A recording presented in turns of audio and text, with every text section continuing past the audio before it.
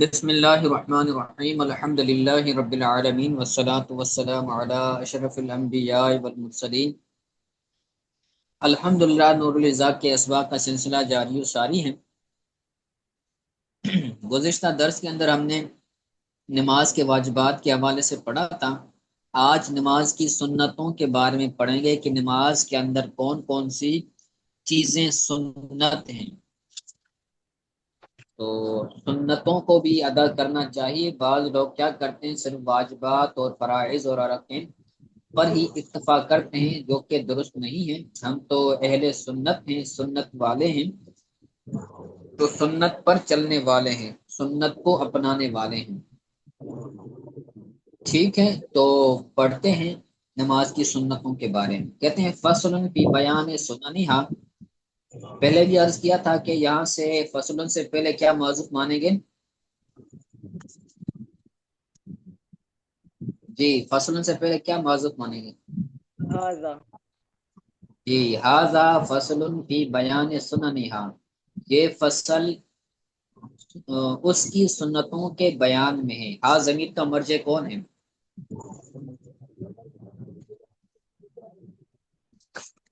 ہا ضمیر کا مرجع ہے نماز۔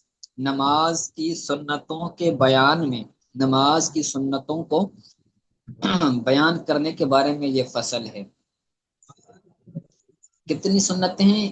اس نور الاضاء کی روشنی میں انہوں نے 51 سنتیں بیان کی ہیں۔ وہی احدا و خمسون، یہ 51 سنتیں ہیں۔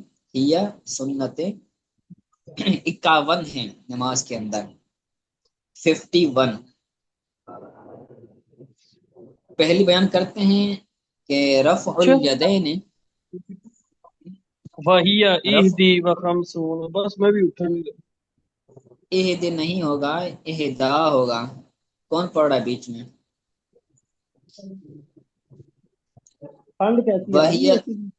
وہی اہدا، اہدا جو ہے یہ جو ہے وہ گنتی کے طور پر آئے گا۔ جیسے ہوتا ہے نا واحد، احد ہوتا ہے ایک اور واحد ہوتا ہے پہلا، اسنا یہ ہوتا ہے دوسرا، اسنا ہوتا ہے دو، ثانی ہوتا ہے دوسرا۔ تو ایک ہوتا ہے جو ہے وہ ترتیب بیان کرنا، جیسے پہلا، دوسرا، تیسرا۔ ٹھیک ہے، تو اہدا یہ اس ترتیب کے حساب سے ہے، یعنی 51 نمبر۔ خمسوں یہ 50 کو کہتے ہیں، یعنی 51 سنتیں ہیں نماز کے اندر۔ پہلی سنت ہے رفع الیدین للتحریمۃ، تحریم کے لیے، تکبیرہ تحریمہ کے لیے ہاتھوں کو اٹھانا۔ جو ہم شروع میں نماز شروع کرتے وقت نیت کرنے کے بعد ہاتھوں کو اٹھاتے ہیں کانوں تک، یہ سنتیں، ہاتھوں کو اٹھانا۔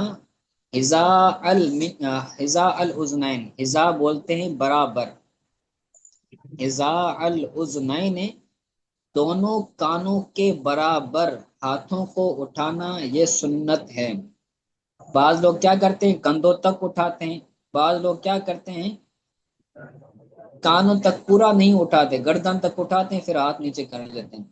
کانوں کے برابر اٹھانا، یہاں تک کہ اس ہاتھوں کا، ان ہاتھوں کا جو انگوٹھا ہے وہ کانوں کی لو کو لگے۔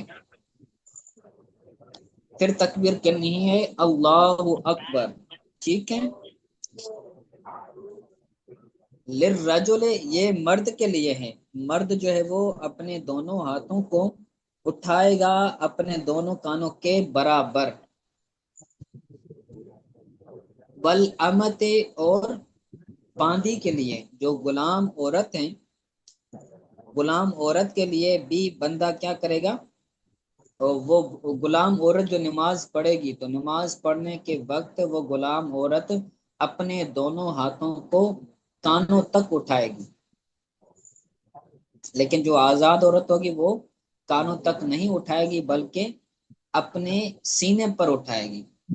والحذاء المنکبین، وحذاء المنکبین للحرۃ، آزاد عورت کے لیے کندھوں کے برابر ہاتھوں کو اٹھانا یہ سنت ہے۔ یہاں پر یسن فعل معذوف نکالیں گے واو کے بعد، یسن اذا المن کی بین للحرت، یہاں اس کا پیچھے عطف کریں گے، عورت کے لیے، آزاد عورت کے لیے کندھوں کے برابر تکبیر تحریمہ کے لیے رفع الیدین کرنا، ہاتھ اٹھانا، یہ کیا ہے؟ سنت ہے۔ جو عورت آزاد، اب تو غلام عورتیں نہیں رہیں، سب آزاد کی آزاد ہیں، تو وہ کیا کریں گی؟ جب نماز پڑھیں گی تو اپنے کندھوں تک، اپنے سینے تک جو ہے وہ ہاتھوں کو اٹھائیں گی تکبیر تحریمہ کے طور پر، کانوں تک نہیں اٹھائیں گی۔ وہ نشر الاصابع، اور انگلیوں کو پھیلانا، یہ بھی سنت ہے۔ وہ یسن نشر الاصابع، یہاں پر بھی فعل محذوف مانیں گے، اور انگلیوں کو پھیلانا یہ سنت ہیں۔ انگلیوں کو، جو ہاتھ کی انگلیاں ہیں ان کو آپس میں ملانا نہیں ہے۔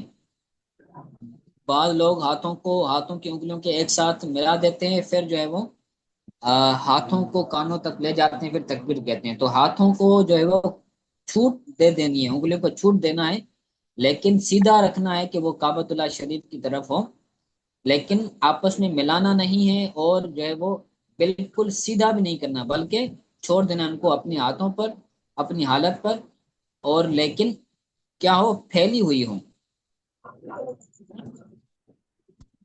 ٹھیک ہے، تو یہ بھی سنتیں، تکبیر تحریمہ کہتے وقت ہاتھوں کی انگلیوں کو پھیلانا یہ بھی سنت ہے۔ وَمُقَارِنَةُ إِحْرَامِ الْمُقْتَدِي لِإِحْرَامِ إِمَامِهِ، وَمُقَارِنَةُ إِحْرَامِ الْمُقْتَدِي لِإِحْرَامِ إِمَامِهِ، احرام کا یہاں پر مطلب ہے تکبیر تحریمہ کے نام، مقتدی کے احرام کا امام کے احرام کے ساتھ ملا ہوا ہونا، یعنی جب امام تکبیر تحریمہ کہے تو اس کے ساتھ ہی مقتدی بھی تکبیر تحریمہ کہے، یہ بھی سنت ہے۔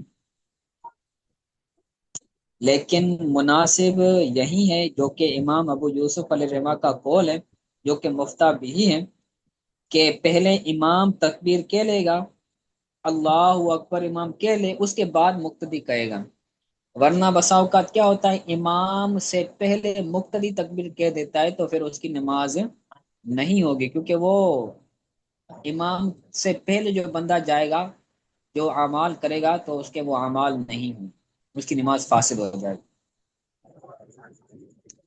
ٹھیک ہو گیا؟ جی وَوَضْعُ الرَّجُلِ يَدَهُ الْيُمْنَى عَلَى الْيُسْرَى تَحْتَ سُرَّتِهِ، اب اس نے تکبیر تحریمہ لگا دی، اب کیا کرے گا؟ وہ ہاتھ باندھے گا۔ تو ہاتھ باندھنے کی سنت بیان کر رہے ہیں کہ ہاتھوں کو کیسے باندھے گا؟ کہتے ہیں وَضْعُ الرَّجُلِ يَدَهُ الْيُمْنَى، یمنا بولتے ہیں سیدھے کو، یسرا بولتے ہیں الٹے ہاتھ کو، دایاں بایاں، دایاں ہاتھ بولتے ہیں یمنا کو، اور بایاں ہاتھ کہتے ہیں یسرا کو۔ تو کہتے ہیں مرد جو ہے وہ اپنا سیدھا ہاتھ اپنے الٹے ہاتھ پر رکھے گا، تحت سرتی، اپنے ناف کے نیچے، ناف کے نیچے اپنے الٹے ہاتھ کو، اپنے الٹے ہاتھ پر اپنا سیدھا ہاتھ رکھے گا، جو ناف ہے ناف کے نیچے پہلے وہ الٹا ہاتھ رکھے گا، پھر اپنا سیدھا ہاتھ، اپنا دایاں ہاتھ اس الٹے ہاتھ پر رکھے گا۔ تو ایسا کرنا یہ کیا ہے؟ سنت ہے۔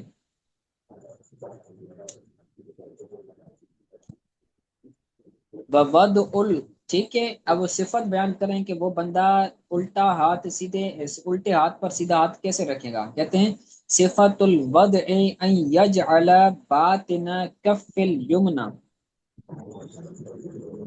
وصفت الوضع ان یجعل باطن ان یجعل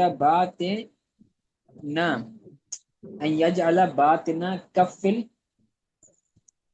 کف الیمنى على ظاہر کف الیسرى محلقا بالخنصر والابہام على الرسخ، رکھنے کی کیفیت اور رکھنے کی حالت کو بیان کر رہے ہیں کہ وہ بندہ اپنا ہاتھ کس طرح رکھے گا۔ کہہ رہے ہیں کہ وہ अपने सीधे हाथ की हथेली का अंदरूनी हिस्सा, बातिन कहते हैं अंदरूनी हिस्सा। जो हथेली होती है, एक तो होता है हाथ का पीछे वाला हिस्सा, एक होता है हाथ का अंदर वाला हिस्सा। तो जो हाथ की बातनी कैफियत है, जो बातनी हिस्सा है, वो उल्टे हाथ की हथेली के जाहिर पर रखेगा।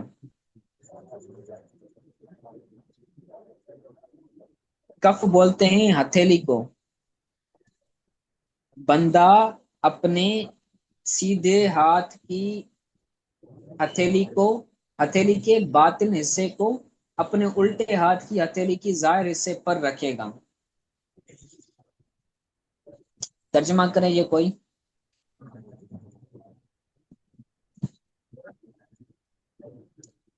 तर्जमा करेगा इसका कोई।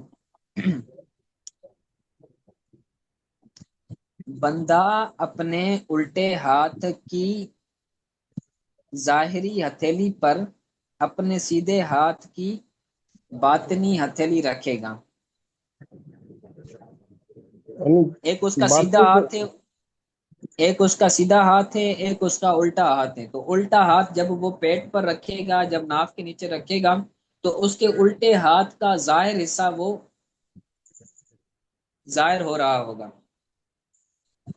फिर वो अपना सीधा हाथ जो है, वो सीधा हाथ की जो बातिनी जो है वो हथेली है, वो उस उल्टे हाथ की जाहिरी हथेली पर रखेगा। ठीक है। जी। मुल्हिकन बिल खिंसरी वल इबहाम। खिंसर और इबहाम को मिलाते हुए कलाई पर। खिंसर और इबहाम ये उंगलियों के नाम है। खिंसर बोलते हैं जो है वो जो छोटी उंगली होती है सबसे ज्यादा, जी। हाथ की सबसे छोटी उंगली को खिंसर बोलते हैं, और इबहाम बोलते हैं अंगूठे को। तो वो हाथ उल्टे हाथ पर ऐसा रखेगा कि जो उसका सीधा हाथ जिस उसका उंगली है, छोटी उंगली है वो, और उसकी जो उसका जो अंगूठा है वो दोनों मिले हुए होंगे। मुल्हिकम भी, यानी वो कड़ा बनाएगा, बोल कड़ा बनाएगा अपनी छोटी उंगली और अपने अंगूठे से, और वो कड़ा बनाकर अपने उल्टे हाथ को उन उंगलियों के साथ, उस कड़े के साथ पकड़ेगा। अलल रस्ख, रस्ख से मुराद है वो कलई। ठीक है। जी। ये था मर्द के लिए। मर्द जो होगा वो ऐसा करेगा, अपने नाफ के नीचे दोनों हाथों को रखेगा। लेकिन औरत क्या करेगी? औरत नाफ के नीचे नहीं रखेगी, बल्कि वद उल मरअते वद उल मरअते यदहा अला अला सदरिहा मिन गैर तहरीक। औरत का रखना, इससे पहले भी यसुन्न फेल निकालेंगे। यसुन्न वदउल मरअति यदहा, औरत अपने हाथों को रखेगी अपने सीने पर। औरत का अपने हाथों को अपने सीने पर रखना यह सुन्नत है। किस तरह रखेगी? मिन गैर तहलीकिन, तहलीक के अलावा। तहलीक का मतलब होता है मिलाना। वो मिलाएगी नहीं। जैसे जो बंदा था, मर्द था, वो क्या कर रहा था? अपने उल्टे हाथ को पकड़ रहा था, मिला रहा था। लेकिन औरत क्या करेगी? वो मिलाएगी नहीं, बल्कि अपने हाथों पर हाथ को रख देगी बस।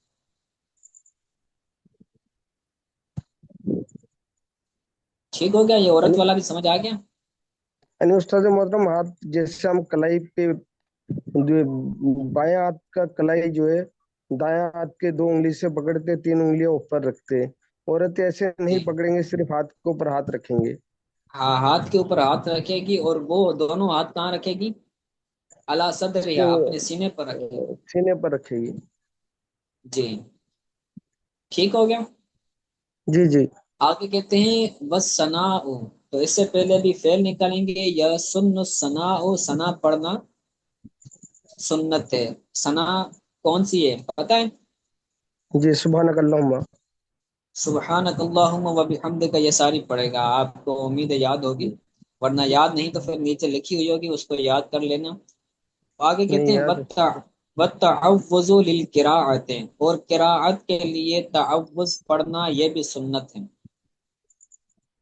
किराअत के लिए तअव्वुज़ पढ़ना नमाज के अंदर ये भी क्या है, सुन्नत है। सुन्नत है। वत्तस्मियतु अव्वला कुल्ली रकअतिन, हर रकात के शुरू में तस्मिया पढ़ना यह भी क्या है, सुन्नत है। सुन्नत। तो अगर कोई बंदा फर्ज पढ़ रहा है या कोई और नमाज सुन्नत वगैरह पढ़ रहा है, तो जो पहली रकत होगी ना, तो पहली रकत के अंदर बंदा सना भी पढ़ेगा, सना के बाद वो तावुज पढ़ेगा, तावुज के बाद फिर तस्मिया पढ़ेगा, तस्मिया के बाद फिर वो तिलावत करेगा पहली रकत के अंदर। जब वो दूसरी जी तीसरी चौथी रकत के अंदर आएगा ना, तो फिर वो सना भी नहीं पढ़ेगा और तस्मिया भी नहीं पढ़ेगा, बिस्मिल्लाह भी नहीं पढ़ेगा, सिर्फ तावुज पढ़ेगा। जी जी ठीक हो गया? जी। जी। चलें, आज के लिए इतना काफी है, इसको याद कीजिएगा और इबारत को देख लीजिएगा। आज के सबक के हवाले से अगर कोई बात समझ नहीं आई, कोई बात पूछनी हो उस्ताद तो पूछ लें।